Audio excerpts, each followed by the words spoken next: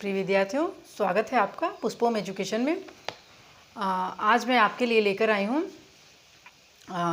उत्तर प्रदेश जो उच्चतर शिक्षा सेवा आयोग है उसके द्वारा जो सहायक आचार्य की परीक्षा आयोजित कराई जाती है उसका मैं हिंदी विषय का पाठ्यक्रम आपको बताऊंगी कि जो उच्चतर शिक्षा सेवा आयोग जो है प्रयागराज के द्वारा जो परीक्षा आयोजित कराई जाती है उसमें जो सहायक आचार्य की परीक्षा होती है उसके लिए भी बहुत सारे प्रतियोगी तैयारी कर रहे होंगे और अभी वर्तमान में भी विज्ञापन आ चुका है, तो बहुत सारे विद्यार्थियों ने फॉर्म भी भर रखा है और तैयारी भी कर रहे हैं।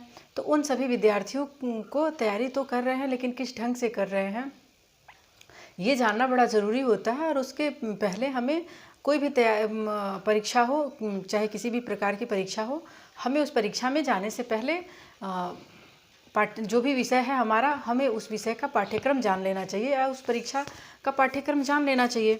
तो आज मैं आपको इसी उत्तर प्रदेश उच्चतर शिक्षा सेवा आयोग प्रयागराज द्वारा आयोजित कराई जाने वाली सहायक आचार्य की परीक्षा का पाठ्यक्रम आपको बताऊंगी।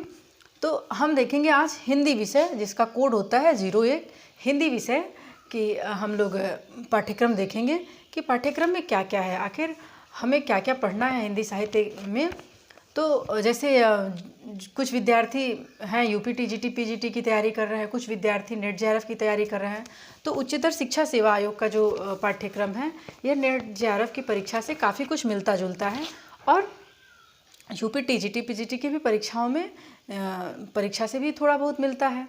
जैसे हिंदी साहित्य का इतिहास हो गया, तो हिंदी साहित्य का इतिहास एक ऐसा यूनिट है जो प्रत्येक परीक्षाओं में जिससे प्रश्न पूछे जाते हैं, चाहे वो यूपी टीजीटी पीजीटी हो गया हो चाहे यूपी का असिस्टेंट प्रोफेसर का हो, चाहे यूजीसी के नेट जेआरएफ की परीक्षा हो। तो हम आज इसका पहले हिंदी विषय का पाठ्यक्रम देख लेंगे। उसके बाद हम जो अनिवार्य प्रश्न पत्र होता है जिससे 30 नंबर के और प्रश्न पूछे जाते हैं, हम उसको भी देखेंगे। ये जो हमारा विषय होता है, विषय से हमें 75 प्रश्न आते हैं, 70 प्रश्न आते हैं परीक्षा में और 30 प्रश्न जो होते हैं, 30 प्रश्न अनिवार्य प्रश्न पत्र से आते हैं, जिसमें हम जीके जीएस के भी पार्ट का अध्ययन करते हैं। तो जो यूजीसी नेट जेआरएफ की परीक्षा या फिर जो यूपी टीजीटी पीजीटी है सहायक आचार्य की परीक्षा है, तो उसका पाठ्यक्रम जान लेने से ये आसानी होती है कि हम किसी भी परीक्षा की तैयारी कर रहे हो तो हम मैच करा करके, मिला करके कैसे दो परीक्षाओं की तैयारी एक साथ कर सकते हैं। ये चीज़ें हमारे लिए आसान हो जाती हैं जब हम पाठ्यक्रम से अवगत होते हैं। तो हम आज पाठ्यक्रम को देखेंगे कि इसमें टोटल 10 यूनिट पूछता है, 10 यूनिट रखे गए हैं जो सहायक आचार्य की परीक्षा है। यानी ये जो हमारा परीक्षा है ये सहायक आचार्य की परीक्षा है। और इस सहायक आचार्य का जो पाठ्यक्रम है, यहाँ पे देखो पाठ्यक्रम नहीं लिखा है, हम पाठ्यक्रम लिख दे रहे हैं। पाठ्यक्रम, तो ये पाठ्यक्रम जो है, पाठ्यक्रम हम देखेंगे कि पाठ्यक्रम में 10 यूनिट रखे गए हैं हिंदी साहित्य से। और इसमें सबसे पहला यूनिट है हिंदी भाषा का इतिहास। हिंदी भाषा का इतिहास के अंतर्गत मैंने पूरे सिलेबस को नहीं लिखा है, यानी कि जो पूरा पाठ्यक्रम है मैंने सिर्फ यूनिट के नाम लिखे हैं। और यूनिट के अंदर क्या पढ़ना है ये मैं आपको ऐसे बता दूंगी, क्योंकि मेरे हाथ में है भी पाठ्यक्रम। तो हम इस पाठ्यक्रम में जो हिंदी भाषा का इतिहास है पहला यूनिट, इसमें देखेंगे कि हिंदी की ऐतिहासिक पृष्ठभूमि का हमें अध्ययन करना है। इसमें क्या दिया है कि हिंदी भाषा का इतिहास का पूरा अध्ययन करना है हमें, कि हिंदी भाषा का विकास किस प्रकार से हुआ, उसका इतिहास क्या रहा, उसके पीछे का दर्शन क्या रहा है, और उसमें प्रयोग, नित नए नए प्रयोग या फिर सुधार क्या क्या हुए हैं। तो ये सारी चीज़ें हम इसमें पढ़ेंगे हिंदी भाषा के इतिहास में।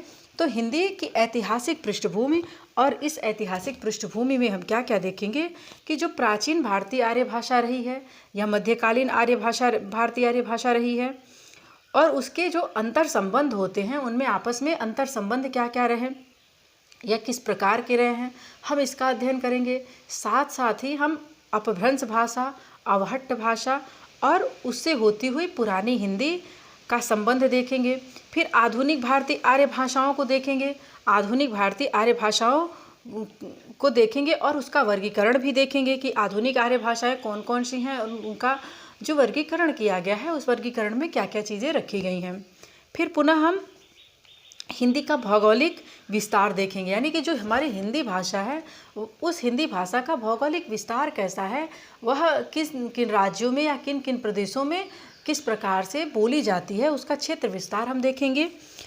फिर आरंभिक हिंदी का व्याकरणिक तथा अनुप्रयुक्त रूप देखेंगे, यानी कि जो व्याकरणिक हिंदी है उसका प्रारंभिक रूप कैसा था और उसका व्याकरणिक रूप कैसा बना, और फिर उसका अनुप्रयोग कैसे किया जाता है, जो वर्तमान रूप है उसका हम अध्ययन करेंगे। पुनः हिंदी की उपभाषाएं और बोलियां, वर्गीकरण तथा क्षेत्र, यानी कि हिंदी की कौन कौन सी उपभाषाएं हैं। जैसे जब आप पढ़ेंगे तो आपको बताया जाएगा कि हिंदी की उपभाषाएं कितनी हैं, फिर उनकी बोलियां कितनी हैं। जैसे आप लोग ने सुना होगा कि हिंदी की 17 बोलियां हैं, तो उन 17 बोलियों का हम वर्गीकरण देखेंगे और उनका क्षेत्र देखेंगे कि वो जो भी बोलियां हैं हिंदी भाषा की वह किन किन क्षेत्रों में बोली जाती हैं। पुनः हम प्रारंभिक हिंदी के विविध रूप देखेंगे। प्रारंभिक हिंदी यानी कि जब हिंदी भाषा का विकास हो रहा था, यानी हिंदी जब अपने शैशवावस्था में थी, तो उस शैशवावस्था में जब हिंदी थी तो उसका क्रमिक विकास किस क्रम में हुआ है और उसका विविध रूप कैसा रहा, उसकी संरचना कैसी रही, उसका बनावट कैसा रहा, ये हम अध्ययन करेंगे। जैसे उसमें हिंदी को देखेंगे, फिर उर्दू को देखेंगे, हिंदुस्तानी देखेंगे, दक्षिणी हिंदी इत्यादि को भी हम देखेंगे। फिर काव्य भाषा के रूप में अवधि का उदय और विकास, यानी कि हिंदी भाषा में अवधि भाषा, ब्रज भाषा का भी महत्वपूर्ण स्थान रहा है।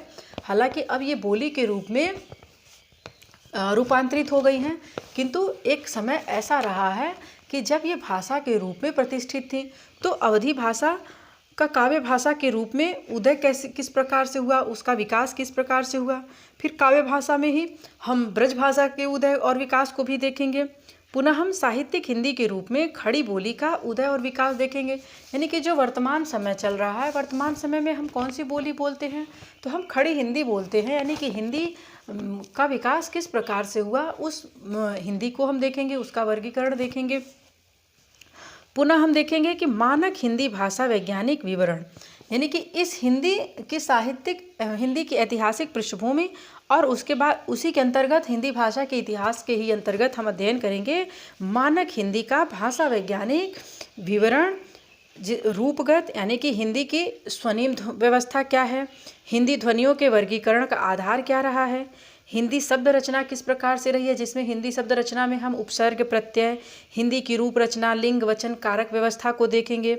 उसके संदर्भ में संज्ञा, सर्वनाम, विशेषण, क्रिया रूप, हिंदी वाक्य रचना इत्यादि का भी हम अध्ययन करेंगे।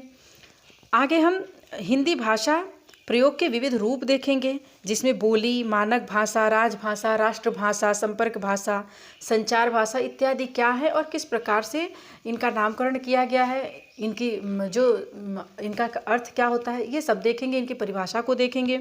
फिर प्रयोजन मूलक हिंदी की संवैधानिक स्थिति और भारतीय संघ की राजभाषा के रूप में हिंदी का विकास, यानी कि जो हमारी हिंदी भाषा है उसका वो प्रयोजन मूलक हिंदी क्या है, प्रयोजन मूलक हिंदी के विकास को भी देखेंगे और उसकी संवैधानिक स्थिति, यानी कि जो भारतीय संविधान है उसमें उसके लिए क्या क्या प्रावधान किए गए हैं, कौन कौन से अनुच्छेद रखे गए हैं, भारतीय संघ की राजभाषा के रूप में हिंदी का विकास किस प्रकार से हुआ, यह भी हम इस हिंदी भाषा का इतिहास यूनिट के अंतर्गत अध्ययन करेंगे। यानी कि पहले यूनिट में हमको इतना कुछ पढ़ना है।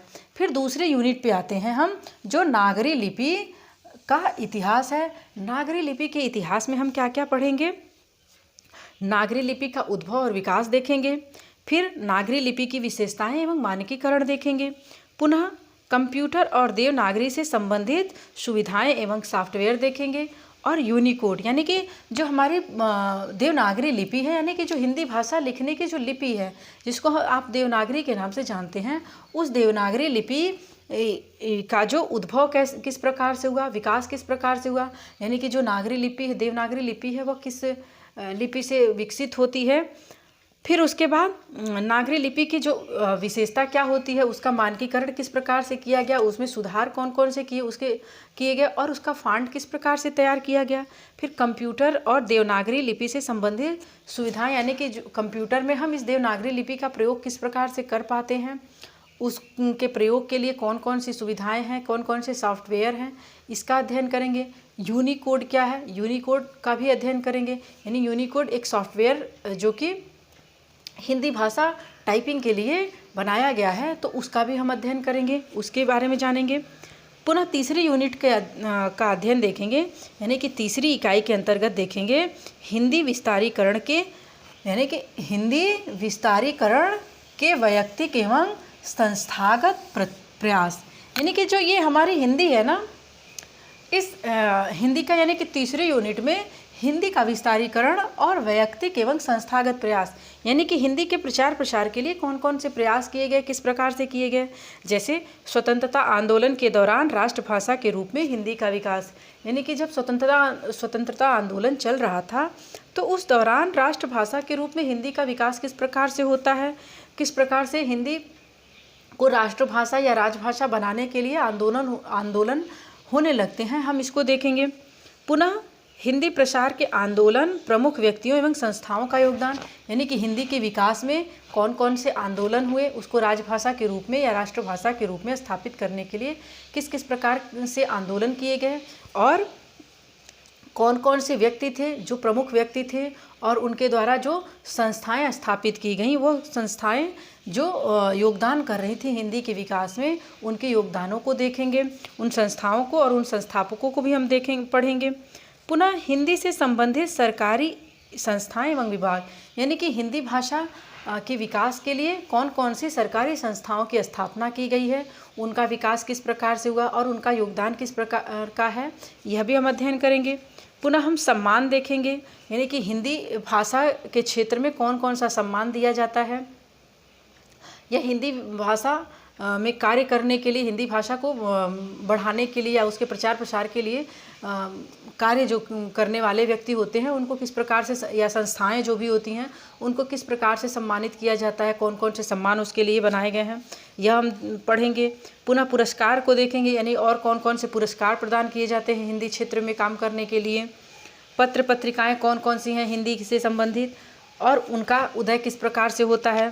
फिर हिंदी जन माध्यम, यानी कि हिंदी जन माध्यम किस प्रकार से बनी, उसके विषय में भी हम अध्ययन करेंगे।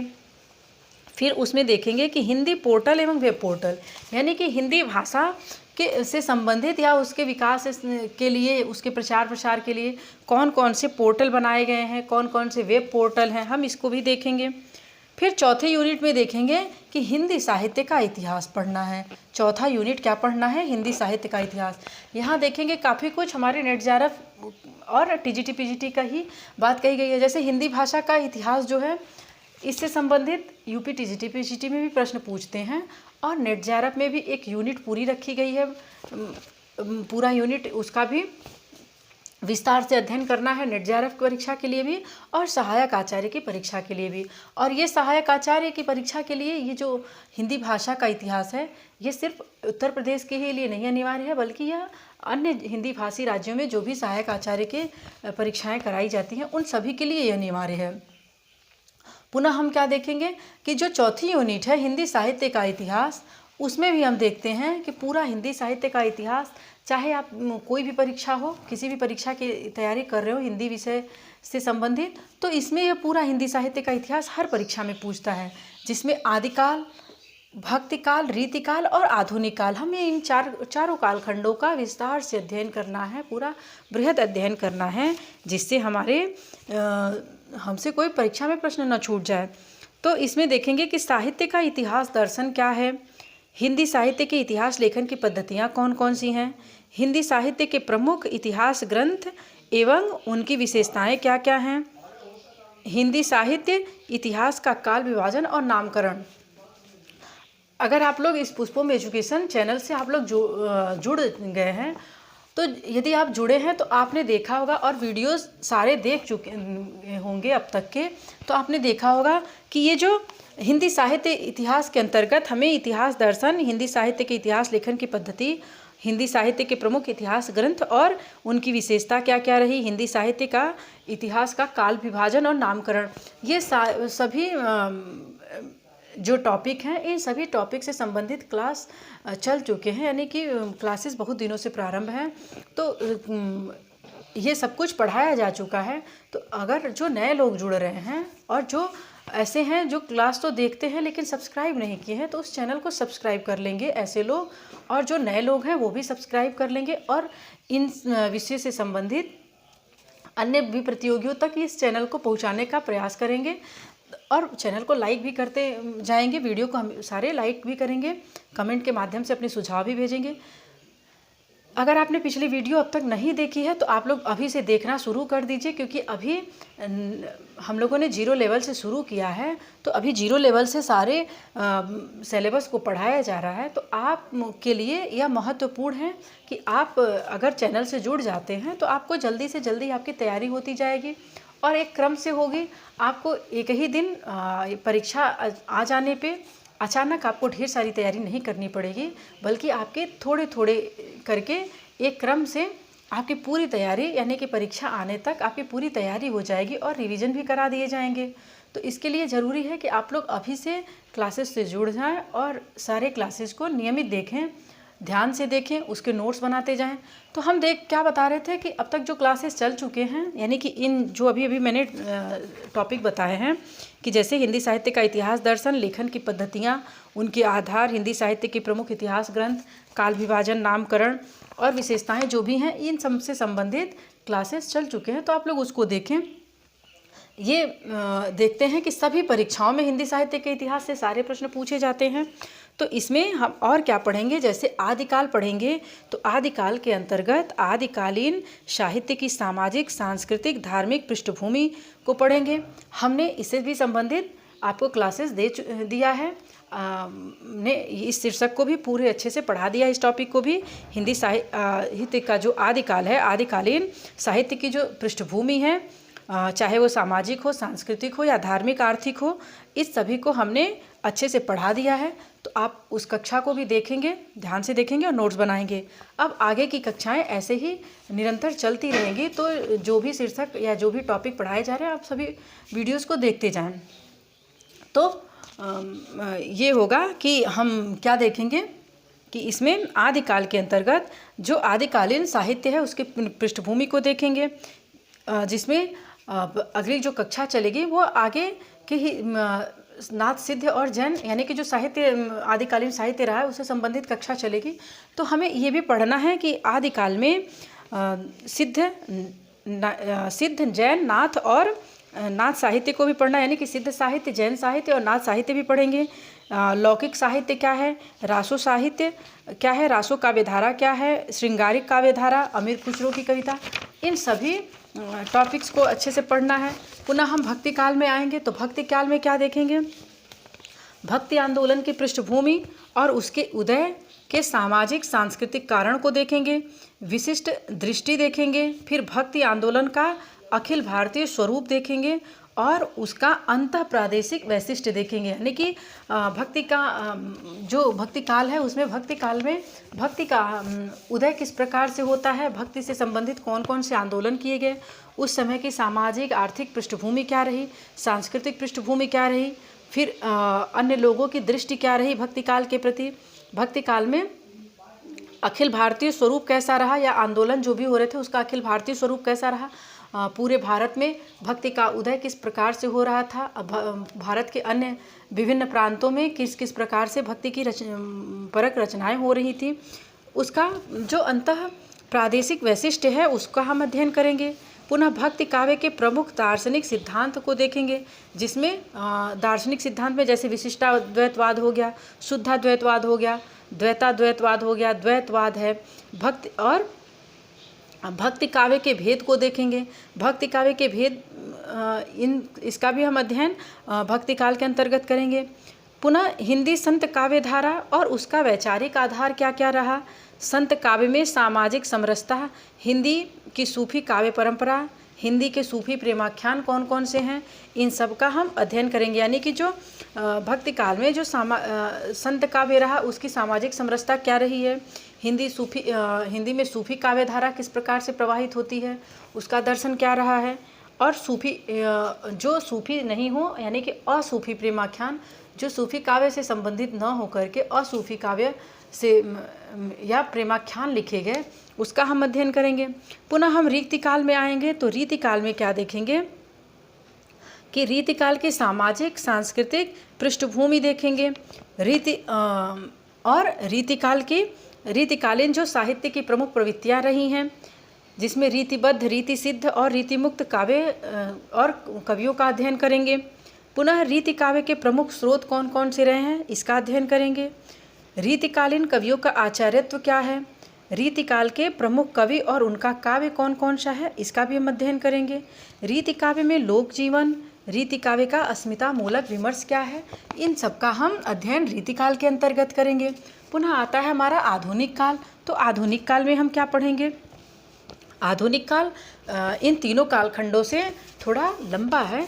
तो इस कालखंड में हम क्या क्या पढ़ेंगे कि हिंदी गद्य का उद्भव और विकास, यानी कि हिंदी जो गद्य रचना है, हिंदी में गद्य साहित्य का उद्भव किस प्रकार से होता है, उसका विकास कैसे कैसे होता है। फिर भारतेंदु पूर्व हिंदी गद्य किस प्रकार से रहा और उसका आगे विकास किस प्रकार हुआ, इसका अध्ययन करेंगे। पुनः भारतेंदु कालीन हिंदी गद्य, यानी कि भारतेंदु के पहले हिंदी का स्वरूप क्या रहा, साहित्य कैसा रहा, और फिर भारतेंदु युग में हिंदी का स्वरूप या साहित्य रचना किस प्रकार से हो रही थी, इसका अध्ययन करेंगे।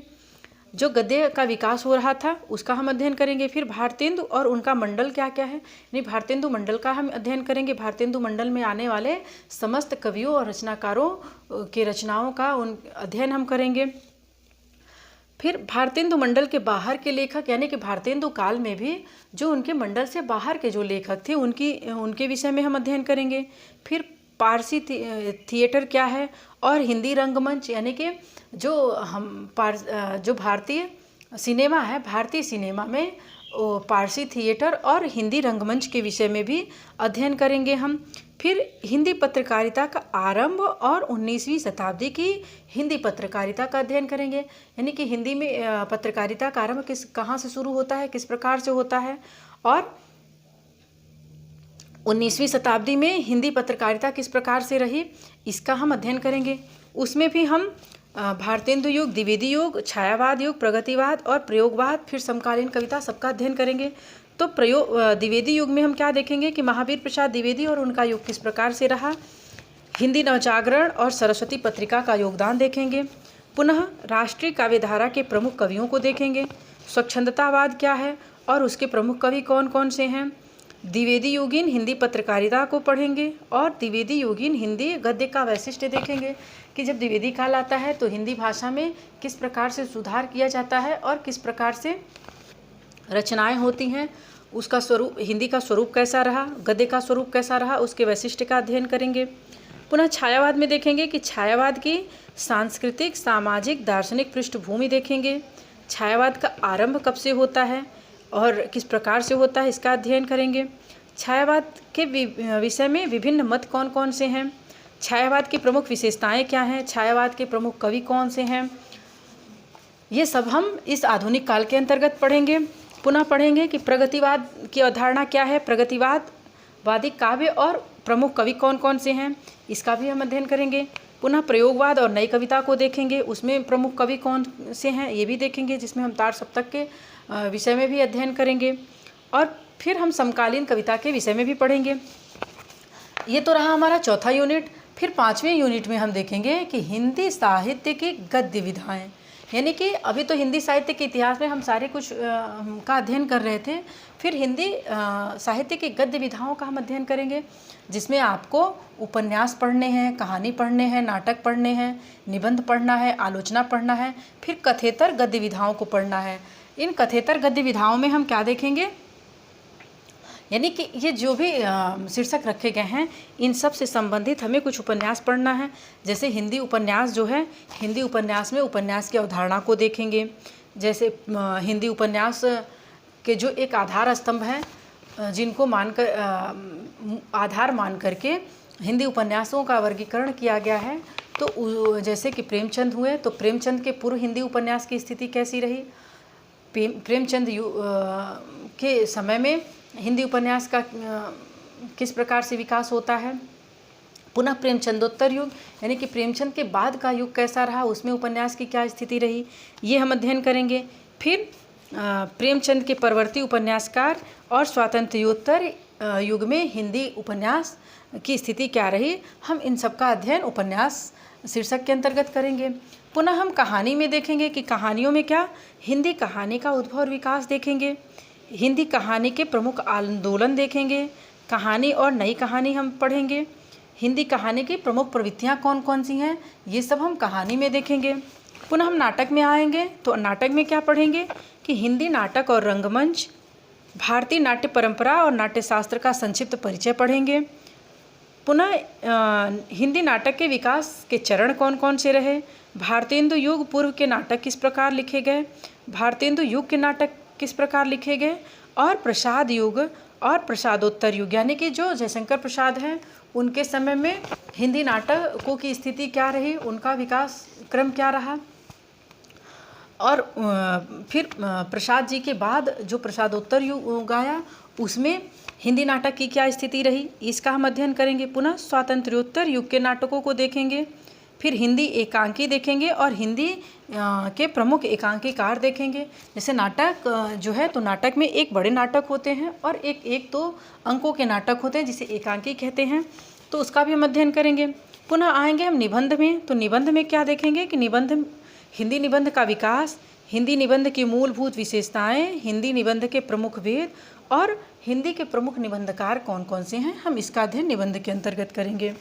पुनः हम हिंदी की कथेतर गद्य विधाओं का अध्ययन करेंगे। नहीं, ये आलोचना है, तो आलोचना में हम देखेंगे कि हिंदी आलोचना का उद्भव और विकास किस प्रकार से होता है, हिंदी के प्रमुख आलोचक और आलोचनात्मक स्थापनाएं किस प्रकार से होती हैं, इसको भी हम देखेंगे।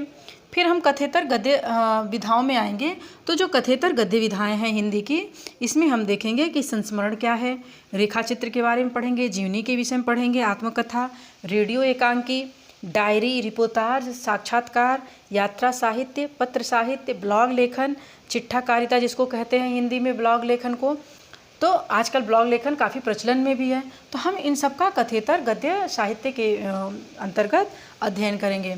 पुनः हम छठे यूनिट को देखेंगे, तो छठे यूनिट में क्या पढ़ेंगे कि साहित्य शास्त्र और आलोचना।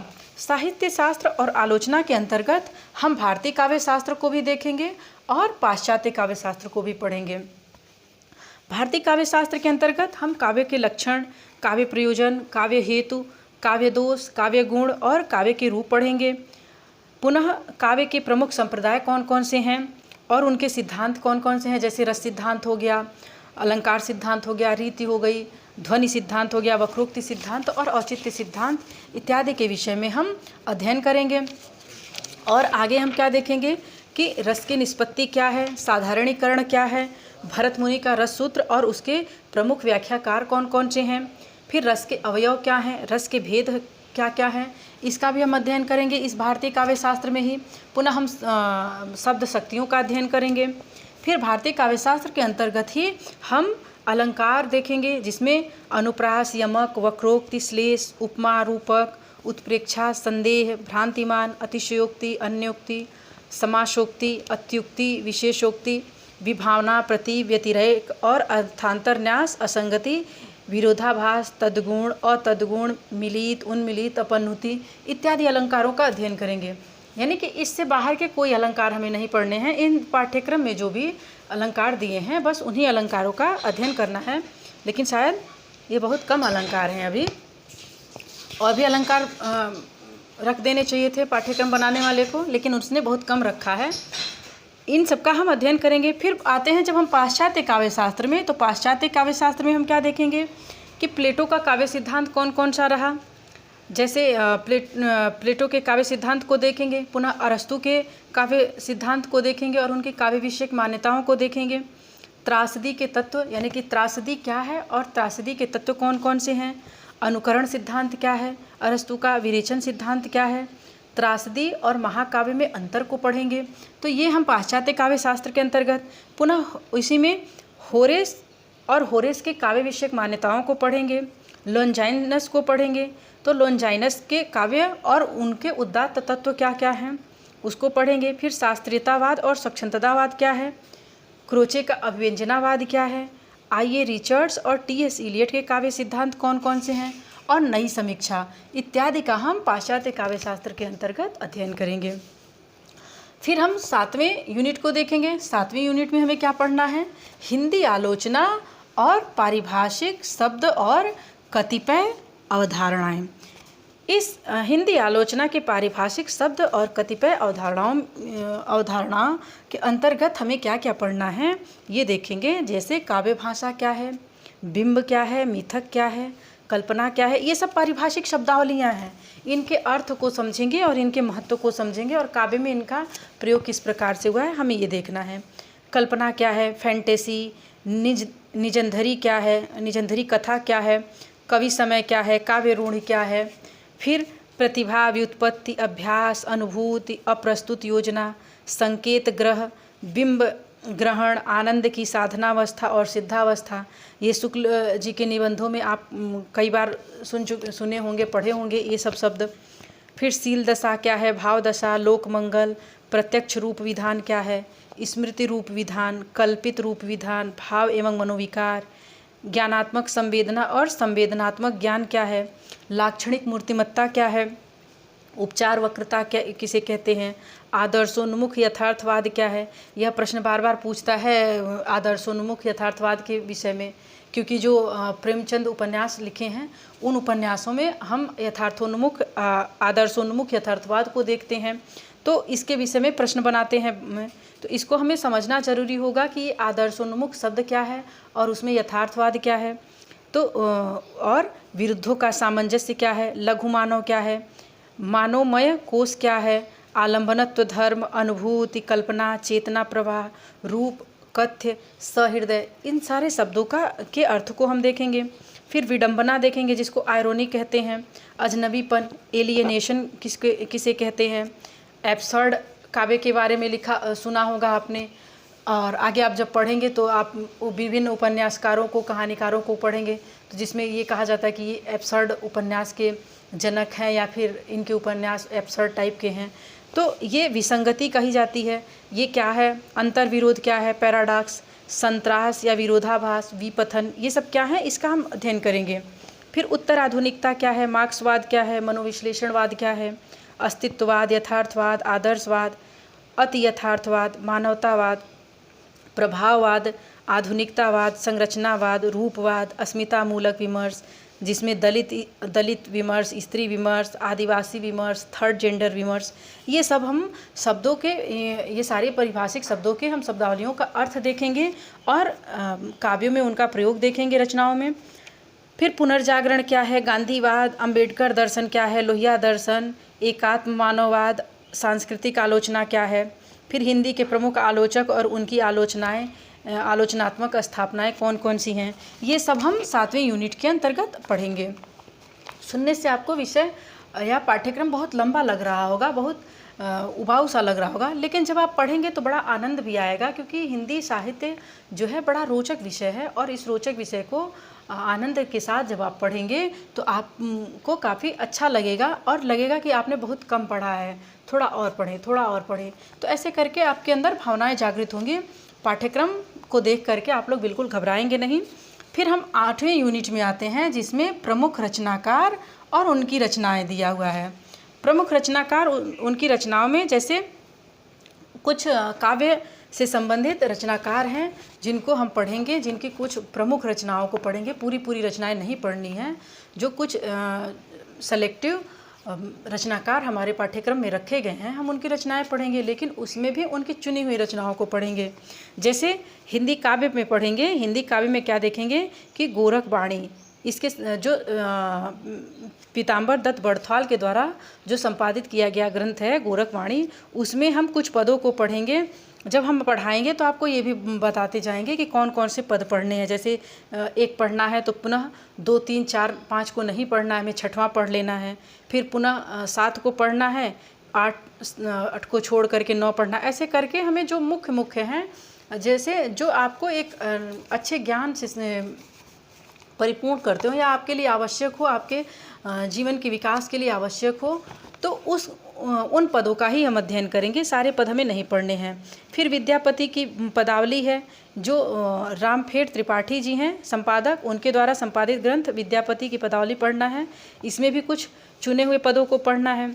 फिर कबीर को देखेंगे तो कबीर में कबीर बाड़ी पीयूष पढ़ना है, यानी कि इसके जो संपादक हैं जयदेव सिंह और वासुदेव सिंह, इनके द्वारा जो संपादित कबीर बाड़ी पीयूष है उसका हम सुमिरन को अंग, विरह को अंग और पर्चा को अंग तथा सहज के अंग को पढ़ेंगे।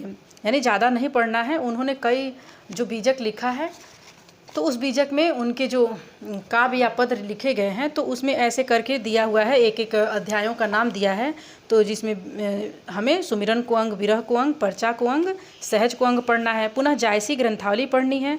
तो जायसी ग्रंथावली जो आचार्य रामचंद्र शुक्ल के द्वारा संपादित है उसमें भी हमें पूरा जायसी ग्रंथावली नहीं पढ़ना है, बस नक्सिक खंड और नागमती वियोग खंड पढ़ना है। पुनः सूरदास को पढ़ना है। तो सूरदास के भ्रमर गीत सार को पढ़ना है जिसका संपादन आचार्य शुक्ल ने किया है। इसमें जो पद 21 है, 21 से लेके सिर्फ 70 तक पढ़ने हैं, हमें पूरा नहीं पढ़ना है, यानी कि 50 पद पढ़ने हैं। पुनः तुलसीदास का रामचरितमानस पढ़ना है जिसमें उत्तरकांड को ही पढ़ना है जो गीता प्रेस गोरखपुर से संपादित है। ये सारी चीज़ें आप देख रहे होंगे कि आपके नेट से के पाठ्यक्रम से काफ़ी कुछ मिल रहा है। यानी कि अगर आप नेट की तैयारी कर रहे हैं, नेट जेआरएफ की, तो आपके साथ साथ ही सहायक आचार्य की परीक्षा की भी तैयारी होती जाएगी। पुनः हम मीराबाई को देखेंगे। तो मीराबाई जो विश्वनाथ त्रिपाठी के द्वारा संपादित ग्रंथ है उसका हम आरंभ से 20 पद पढ़ेंगे। पूरा मीराबाई की भी पूरी रचना नहीं पढ़नी है। पुनः रहीम रचनावली पढ़ना है जो सत्यप्रकाश मिश्र के द्वारा संपादित है। इसमें दोहावली लिखी गई है, तो जो भी दोहे लिखे गए हैं कुछ मुख्य दोहों को पढ़ना है। फिर केशव को पढ़ना है। इसमें केशव कौमुदी यानी कि जो टीकाकार हैं लाला भगवान दीन का पढ़ना है, भाग 1 पढ़ना है। उसमें 5वां प्रकाश का कुछ छंद पढ़ना है। फिर 11वें प्रकाश का कुछ छंद पढ़ना है। 13वें प्रकाश के 3 छंद पढ़ने हैं और 16वें प्रकाश के 4-5 छंद और पढ़ने हैं। बिहारी सतसई है। तो बिहारी जिसके संपादक विश्वनाथ प्रसाद मिश्र हैं, इसके भी कुछ मुख्य दोहे पढ़ने हैं। फिर भूषण ग्रंथावली पढ़ना है भूषण का, तो इसके संपादक भी विश्वनाथ प्रसाद मिश्र के द्वारा संपादित ग्रंथ पढ़ना है। इसमें भी कुछ प्रमुख पदों को ही पढ़ना है। पुनः रसखान हमें पढ़ने हैं। तो रसखान की रसखान रचनावली जो विद्यानिवास मिश्र और सत्यदेव मिश्र के द्वारा संपादित है। सुजान रसखान और उनका सवैया पढ़ना है। तो सवैया भी कुछ ही पढ़ना है, पूरे नहीं पढ़ने। फिर घनानंद के कवित्त पढ़ने हैं विश्वनाथ प्रसाद मिश्र के द्वारा संपादित। कवित्त संख्या 1 से लेकर 30 तक पढ़ना है। पुनः मैथिली शरण गुप्त के साकेत को पढ़ना है और साकेत का सिर्फ 9वां सर्ग पढ़ना है। फिर जयशंकर प्रसाद आते हैं। जयशंकर प्रसाद के कामायनी पढ़ना है जिसमें आशा सर्ग, श्रद्धा सर्ग और लज्जा सर्ग पढ़ना है। फिर सूर्यकांत त्रिपाठी निराला की राम की शक्ति पूजा जागो फिर एक बार भाग 2 पढ़ना है। और भारती जय विजय करे और वरदे वीणा वादिनी वरदे, ये कविता तो आप लोगों ने बचपन से ही पढ़ रखी होगी। हमें पुनः पाठ्यक्रम में पढ़ना है सहायक आचार्य के और नेट जेआरएफ के।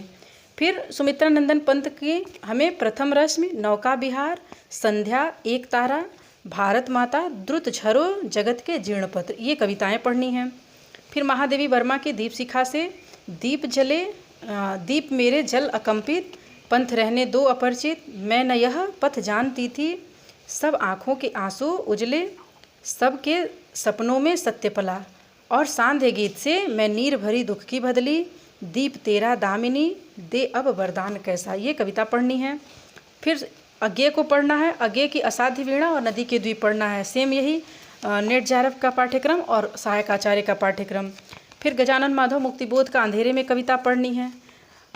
फिर रामधारी सिंह दिनकर की रेणुका पढ़ना है। इसमें हिमालय का जो प्रसंग है वो पढ़ना है। सामधेनी पढ़नी है। सामधेनी में आग की भीख, दिल्ली और मास्को, जयप्रकाश, राही और बांसुरी, सिंहासन खाली करो कि जनता आती है, कलम आज उनकी जय बोल, ये कविताएं पढ़नी हैं।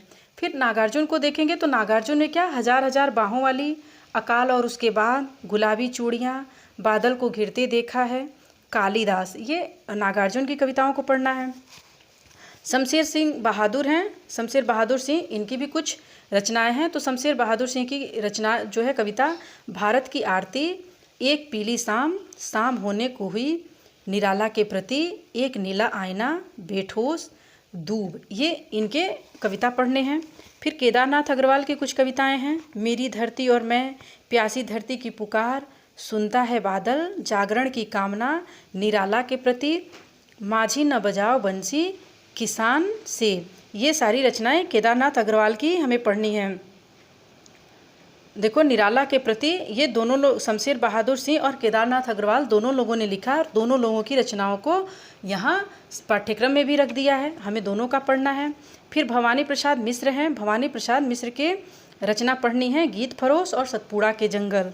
और अंतिम कवि रखे गए हैं सुदामा पांडे धूमिल, जिसका मोचीराम और जनतंत्र के सूर्योदय में सच्ची बात, ये हमें धूमिल की कविता पढ़नी है, 2 कविता। पुनः हम कथा साहित्य में आते हैं, तो कथा साहित्य जो हमारा 9वां यूनिट है, इसमें कथा साहित्य पढ़ना है, जिसमें कुछ उपन्यास रखे गए हैं, कुछ कहानी और नाटक रखे गए हैं। जैसे हिंदी उपन्यास है, इसमें प्रेमचंद का उपन्यास गोदान पढ़ना है, चतुरसेन शास्त्री का वयम रक्षामः और वृंदावन लाल वर्मा का विराटा की पद्मिनी, हजारी प्रसाद द्विवेदी का पुनर्नवा, सच्चिदानंद हीरानंद वात्स्यायन अज्ञे की नदी का द्वीप, फणीश्वर नाथ रेणु का मैलांचल पढ़ना है। और क्या पढ़ना है हमें? भगवती चरण वर्मा का भूले बिसरे चित्र, शिव प्रसाद सिंह का नीला चांद पढ़ेंगे, अमृतलाल नागर का मानस का हंस पढ़ेंगे, यशपाल का झूठा सच, श्रीलाल शुक्ल का राग दरबारी, भीष्म साहनी का वसंती और मन्नू भंडारी का आपका बंटी इत्यादि नाटक भी हमें पढ़ने हैं, ये कथा साहित्य के अंतर्गत। फिर कुछ चुनी हुई कहानियाँ रखी गई हैं पाठ्यक्रम में, जिसमें प्रेमचंद की कहानी है दुनिया का अनमोल रतन, कफन, राधिका रमण प्रसाद सिंह के कानों में कंगना, विशंभर नाथ शर्मा कौशिक का ताई और गुलेरी जी का उसने कहा था, जयशंकर प्रसाद का आकाशदीप, जैनेन्द्र का पत्नी, फणीश्वर नाथ रेणु का लाल पान की बेगम और रसप्रिया पढ़नी है।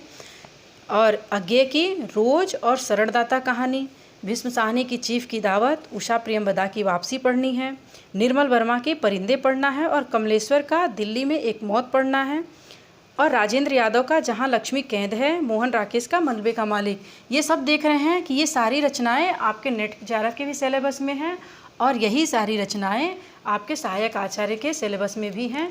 तो आप जब भी नेट जेआरएफ की परीक्षा की तैयारी करें तो ये सोच के ही तैयारी करें कि हमें सहायक आचार्य की परीक्षा की भी तैयारी करनी है और उस परीक्षा को भी पास करना है। तो जब ये सोच के आप तैयारी करेंगे तो आप दोनों परीक्षाओं को क्वालिफाई कर पाएंगे। फिर देखते हैं कि नाटक भी कुछ रखे गए हैं, जिसमें भारतेंदु हरिश्चंद्र के का अंधेर नगरी और प्रसाद जी का चंद्रगुप्त है, धर्मवीर भारती का अंधा युग है, लक्ष्मी नारायण लाल का सिंदूर की होली, मोहन राकेश का आषाढ़ का एक दिन, उपेंद्र नाथ हंस का अंजू दीदी, ये सारे नाटक भी हमें पढ़ने हैं। फिर हम आते हैं 10वें यूनिट में। 10वें यूनिट में हम क्या देखते हैं कि कथेतर गद्य विधाएँ। कथेतर गद्य विधाओं के अंतर्गत हमें निबंध पढ़ने हैं, आलोचना पढ़ना है, प्रमुख आलोचक कौन कौन से हैं जो भी रखे हैं पाठ्यक्रम में, बस उन्हीं को पढ़ना है, सबको नहीं। आत्मकथा है, जीवनी है, देखिए ये जीवनी है, फिर संस्मरण है, यात्रा साहित्य है, रेखा चित्र है, रिपोर्टाज है, डायरी है और साक्षात्कार है और कुछ पत्र साहित्य रखे गए हैं। तो हम इनका भी अध्ययन करेंगे। जैसे निबंधों में भारतेंदु हरिश्चंद्र का हमें भारतवर्षोन्नति कैसे हो सकती है, वैष्णवता और भारतवर्ष है, प्रताप नारायण मिश्र का आप है पढ़ना है, धोखा पढ़ना है निबंध, बालकृष्ण भट्ट का साहित्य जनसमूह के हृदय का विकास है, बाल मुकुंद गुप्त का हमें पढ़ना है शिवशंभू के चिट्ठे, चंद्र शर्मा गुलेरी का धर्म और समाज, महावीर प्रसाद द्विवेदी का कवि कर्तव्य, सरदार पूर्ण सिंह का आचरण की सभ्यता, रामचंद्र शुक्ल का श्रद्धा और भक्ति, ये सारे निबंध हमें पढ़ने हैं। फिर पुनः हजारी प्रसाद द्विवेदी का निबंध नाखून क्यों बढ़ते हैं, कुबेर नाथ राय का महाकवि की तर्जनी, विद्यानिवास मिश्र का अस्थि की पुकार, हिमालय, हरिशंकर परसाई का विकलांग श्रद्धा का दौर, ये उपन्यास निबंध पढ़ने हैं हमें निबंध के अंतर्गत। फिर कुछ जो आलोचक और आलोचना रखे गए हैं, जिसमें रामचंद्र शुक्ल को पढ़ना है, नंद दुलारे वाजपेयी, डॉक्टर नगेंद्र और हजारी प्रसाद द्विवेदी, रामविलास शर्मा, विजयदेव नारायण शाही, रामस्वरूप चतुर्वेदी, नामवर सिंह की प्रमुख स्थापनाएं हमें पढ़ना है। ये जितने आलोचकों के मैंने नाम लिए, बस इन्हीं आलोचकों को पढ़ना है ठीक से, पूरे इनके बारे में थोड़ा विस्तार से पढ़ना है। हालांकि हिंदी साहित्य के इतिहास के अंतर्गत तो हमें सारे आलोचनाओं को पढ़ना है और सारे आलोचक और उनकी रचनाओं को पढ़ना है, लेकिन ये जो मैंने अभी अभी नाम लिए हैं, इन आलोचकों को थोड़ा हमें इनके बारे में गहराई से अध्ययन करना है। फिर हम आत्मकथा में देखते हैं कि एक आत्मकथा रखी गई है पांडे वेचन शर्मा उग्र की अपनी खबर, जीवनी भी एक रखा गया है, विष्णु प्रभाकर का आवारा मसीहा, संस्मरण है विष्णुकांत शास्त्री का, सुधिया उस चंदन के वन की। ये सभी देख रहे हैं कि नेट जेआरएफ के सिलेबस से ही मिलता जुलता है। तो आप जब भी तैयारी करें तो ये सोच कर ही तैयारी करें कि आचार्य, सहायक आचार्य हमें बनना है और उसका परीक्षा में बैठना है और क्वालिफाई होना है। फिर यात्रा साहित्य है एक, निर्मल वर्मा का चीड़ों पर चांदनी, और एक रेखा चित्र भी है महादेवी वर्मा का, मेरा परिवार। एक रिपोर्टाज पढ़ना है रेणु जी का, ऋण जल और धन जल, ये नेट में भी वही पढ़ना है और इसमें भी यही पढ़ना है।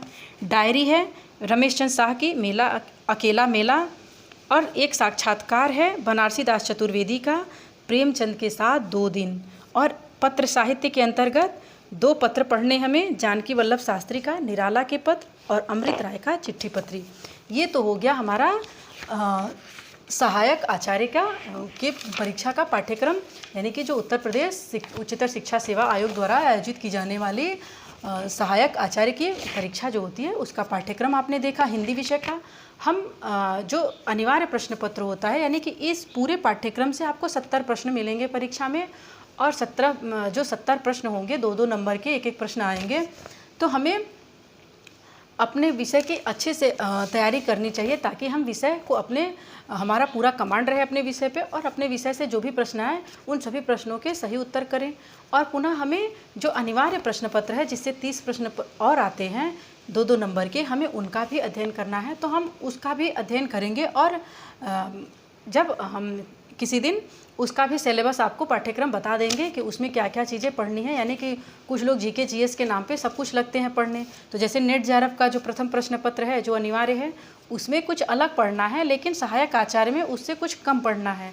उस जैसे नेट जेआरएफ में 10 यूनिट पढ़ने हैं और 10 यूनिट अलग अलग हैं और पूरा लंबा यूनिट है, लेकिन जो सहायक आचार्य का है अनिवार्य प्रश्न पत्र उसके यूनिट भी कम है और उसमें बहुत कम चीज़ें पढ़नी है, बहुत ज़्यादा हमें उसमें अध्ययन नहीं करना फर्स्ट पेपर का। तो ये तो हो गया आज का पाठ्यक्रम। फिर हम किसी दिन आपको वो भी बता देंगे, जो अनिवार्य प्रश्न पत्र है उसका भी पाठ्यक्रम बता देंगे। अब जो भी क्लासेज अब तक चल चुके हैं हिंदी साहित्य से संबंधित, वो सारे क्लासेज आप लोग जा करके पुनः एक बार देख लें, अच्छे से नोट बना लें, और वीडियो को लाइक कर दें, सब्सक्राइब कर लें चैनल को, और शेयर भी करें, एक दूसरे तक इसको पहुंचाएं भी। बस इतना ही आज के लिए। अब मिलते हैं अगली कक्षा में। धन्यवाद।